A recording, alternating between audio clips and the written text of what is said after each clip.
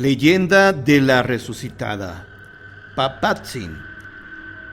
Tenía el emperador Moctezuma Xoyocotzin una hermana llamada Papantzin. Era una muchacha muy hermosa y agraciada, y dispuso el emperador darle en matrimonio al señor de Tlatelolco. Desgraciadamente quedó viuda a los pocos años de efectuado el matrimonio. Papantzin, sin embargo, siguió viviendo en el palacio que en Tlatelolco habitara su marido en vida. En el año de 1509, la doncella enfermó de suma gravedad y murió poco después. Se le hicieron los funerales correspondientes a su alta alcurnia, asistiendo personalmente Moctezuma Xocoyotzin, señor de México, acompañado de los más altos dignatarios de su corte. Se dice que el cuerpo de la hermosa doncella fue depositado en una especie de cripta ubicada en los hermosísimos jardines de Tlatelolco, muy cerca de un estanque donde ella acostumbraba tomar sus baños. Encima de la cripta se colocó una pesada piedra para tapar el cuerpo. Se cuenta que al día siguiente del entierro, una hermosa niña que era hija de uno de los sirvientes del palacio se encontraba jugando por ahí, y que al pasar cerca del estanque miró hacia el sitio donde acostumbraba bañarse la princesa enterrada el día anterior. Y cuál no sería su sorpresa al ver que la princesa estaba sentada tranquilamente en uno de los escalones de la fuente, recargada en una actitud meditativa. La niña creyó que la joven iba a tomar su acostumbrado baño, por lo que no dio importancia al asunto. En ese momento oyó una voz que le decía: «¡Ven, cocotón, ven!». La chiquilla se acercó sin temor. Cuando estuvo cerca de la princesa, ésta le pidió que llamara a la mamá, quien estaba desposada con el encargado del palacio. La niña obedeció sin inmutarse, pero al llevar el mensaje, la asombrada madre le dijo: «No, hija, Papantzin está muerta. La enterramos ayer». Sin embargo, la pequeña insistía en lo dicho mientras tiraba del vestido a su progenitora para que la siguiera. No quedándole otra opción, la mamá accedió a ir con ella al sitio donde supuestamente se hallaba la princesa. Grandísimo susto se llevó la dama al ver que ciertamente en ese lugar se encontraba a Papantzin. Ante aquella visión, la asustada mujer cayó desmayada al suelo. La nenita, al ver esto, corrió aterrorizada a llamar a los demás que se encontraban en el palacio para que la ayudaran. Pero al acercarse, estos también cayeron al suelo horrorizados ante tal visión. Para tranquilizarlos, Papantzin les dijo que estaba viva y que no debían tener miedo. Les pidió que llamaran al mayordomo del palacio. Cuando éste llegó, escuchó a la princesa. Ella le pidió que le avisaran a su hermano Moctezuma de lo ocurrido.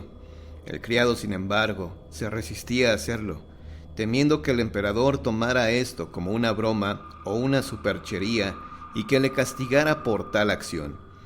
Papantzin le dijo entonces que llamara al señor de Texcoco, el rey Netzahualpilli.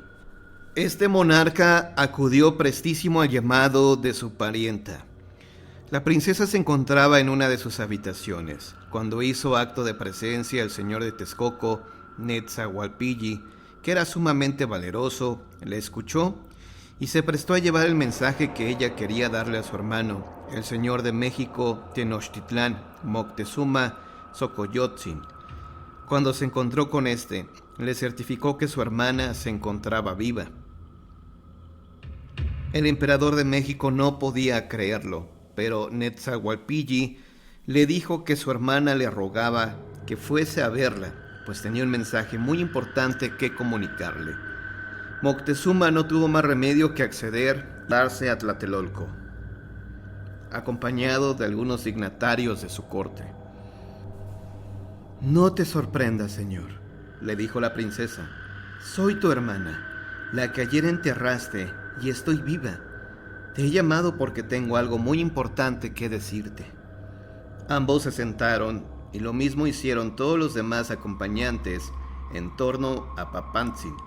Ella comenzó a hablar y dijo: «Después de morir, es decir, después de sufrir el sueño del que acabo de salir, me encontraba en una inmensa llanura, cuyo horizonte era inalcanzable a mi vista.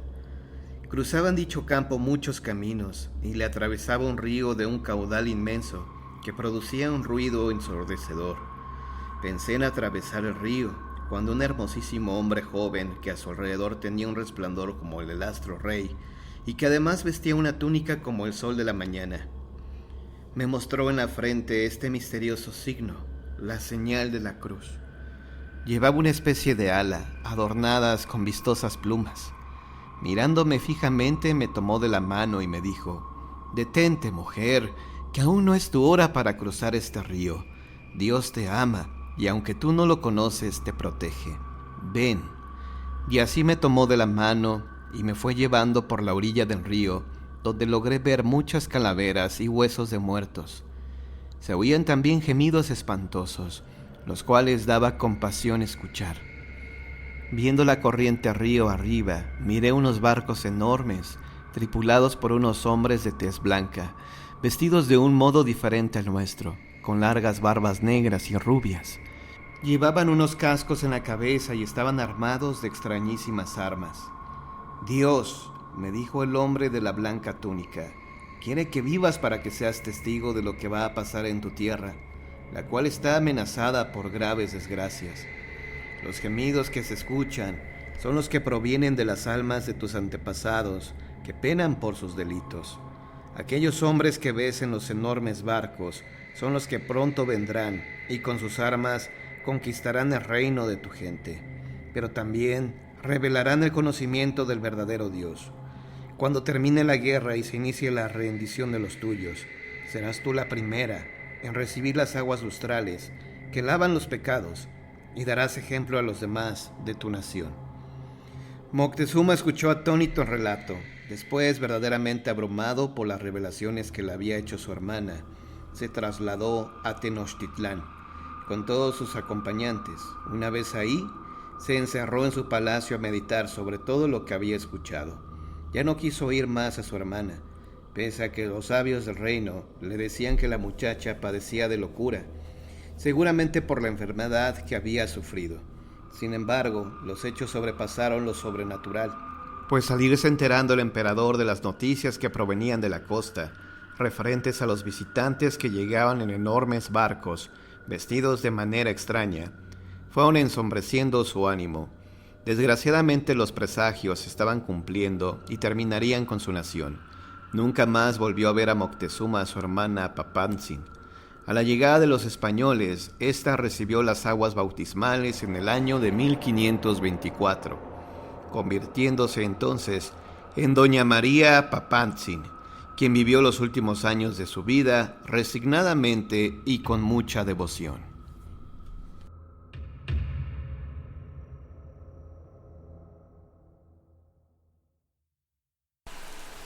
Los 4 sacerdotes aguardaban expectantes.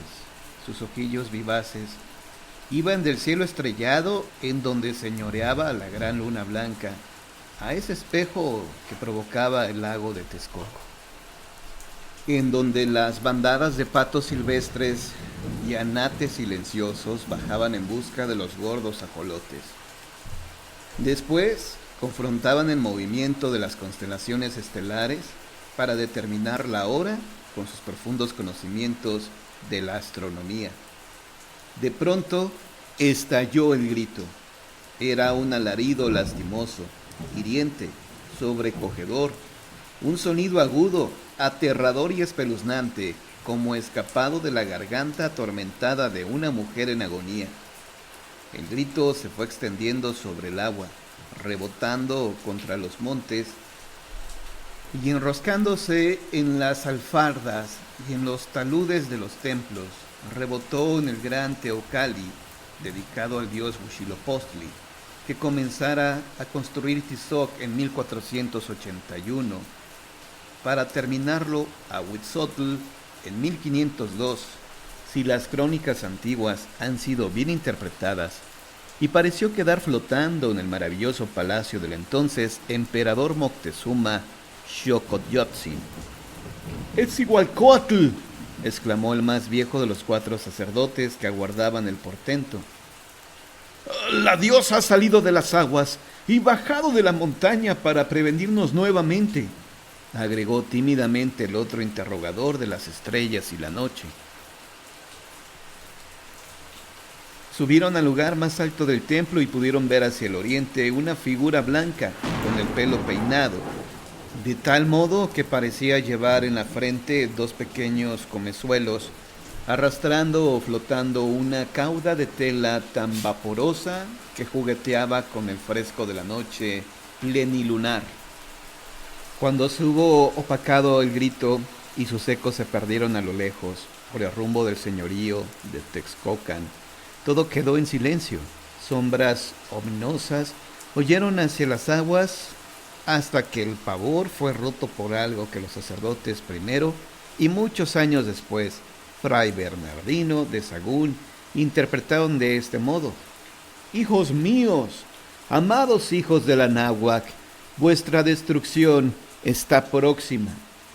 Venía otra sarta de lamentos igualmente dolorosos y conmovedores para decir, cuando ya se alejaba hacia la colina que cubría las faldas de los montes: «¿A dónde iréis?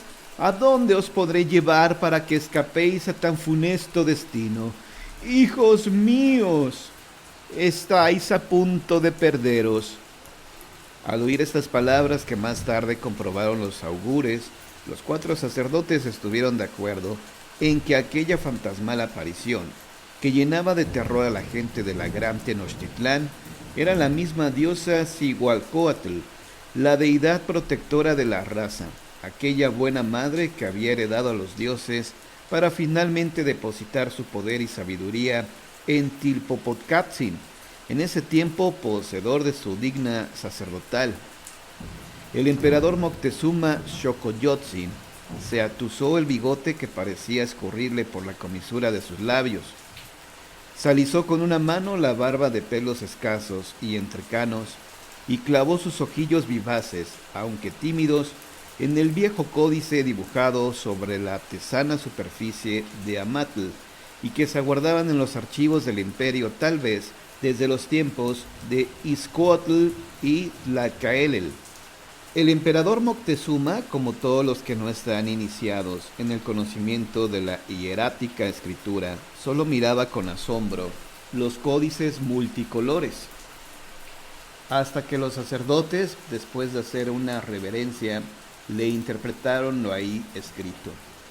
«Señor», le dijeron, «estos viejos anuales nos hablan de que la diosa Cihualcóatl aparecerá según el sexto pronóstico de los agoreros para anunciarnos la destrucción de vuestro imperio. Dicen aquí los sabios y más antiguos que nosotros, que hombres extraños vendrán por el oriente y sojuzgarán a tu pueblo y a ti, y tú y los tuyos serán de muchos lloros y grandes penas, y que tu raza desaparecerá devorada, y nuestros dioses humillados por otros dioses más poderosos». «Dioses más poderosos que nuestro dios Huitzilopochtli y que el gran destructor Tezcatlipoca y que nuestros formidables dioses de la guerra y de la sangre», preguntó Moctezuma bajando la cabeza con temor y humildad. «Así lo dicen los sabios y los sacerdotes más sabios y más viejos que nosotros, señor. Por eso la diosa Cihualcóatl vaga por el Anáhuac, lanzando lloros y arrastrando penas, gritando para que oigan quienes sepan oír las desdichas que han de llegar muy pronto a vuestro imperio». Moctezuma guardó silencio y se quedó pensativo, hundido en su gran trono de alabastro y esmeraldas. Entonces los 4 sacerdotes volvieron a doblar con movimientos parsimoniosos los códices y se retiraron también en silencio para ir a depositar de nuevo en los archivos imperiales aquello que dejaron escrito los más sabios y más viejos de sus ancestros. Por eso, desde los tiempos de Chimalpopoca, Itzcoatl, Moctezuma, Lihuicamina, Axayacatl, Tizoc y Ahuitzotl, el fantasmal augurio vagaba por entre los lagos y templos de la náhuac, pregonando lo que iba a ocurrir a los entonces raza azteca, poderosa y avasalladora. Al llegar los españoles e iniciada la conquista, según cuentan los cronistas de la época, una mujer igualmente vestida de blanco y con las negras crines de su pelo tremolando al viento de la noche, aparecía por el suroeste de la capital de la Nueva España y tomando rumbo hacia el oriente, cruzaba calles y plazuelas como al impulso del viento, deteniéndose ante las cruces, templos y cementerios y las imágenes iluminadas por lámparas votivas en pétreas hornacinas para lanzar ese grito lastimero que hería el alma. Ay, mis hijos, ¿dónde están mis hijos? Ay. El lamento se repetía tantas veces como horas tenía la noche, por la madrugada, en que la dama de vestiduras vaporosas, jugueteando al viento, se detenía en la plaza mayor y mirando hacia la catedral musicaba una larga y doliente oración, para volver a levantarse, lanzar de nuevo su lamento y desaparecer sobre el lago, que entonces llegaba hasta las goteras de la ciudad y cerca de la traza. Cuentan los que saben que jamás hubo valiente que osara interrogarla. Todos convinieron en que se trataba de un fantasma errabundo que penaba por un desdichado amor, bifurcado en mil historias los motivos de esta aparición, que se trasplantó desde la época del Imperio Azteca a la época colonial. Los románticos dijeron que era una pobre mujer engañada, otros que una amante abandonada con hijos. Hubo quienes bordaron la consabida trama de una noble que engañaba y que abandonaba a una hermosa mujer sin linaje. Lo cierto es que desde entonces se le bautizó como La Llorona, debido al desgarrador lamento que lanzaba por las calles de la capital de la Nueva España y que por muchos lustros constituyó el más grande temor callejero, pues toda la gente evitaba salir de su casa y menos recorrer las penumbrosas callejas coloniales cuando ya se había dado el toque de ánimas. Muchos timoratos se quedaron locos y jamás olvidaron la horrible visión de La Llorona. Hombres y mujeres se iban de las aguas y cientos se enfermaron de espanto. Poco a poco y al paso de los años, la leyenda de La Llorona, rebautizada con otros nombres, según la región en donde se aseguraba que era vista, fue tomando otras nacionalidades y su presencia se detectó en el sur de nuestra insólita América, en donde se asegura que todavía, al igual que aquí, aparece fantasmal, enfundada en su traje vaporoso, lanzando al aire su terrorífico alarido, vadeando ríos, cruzando arroyos, subiendo colinas y vagando por cimas y montañas.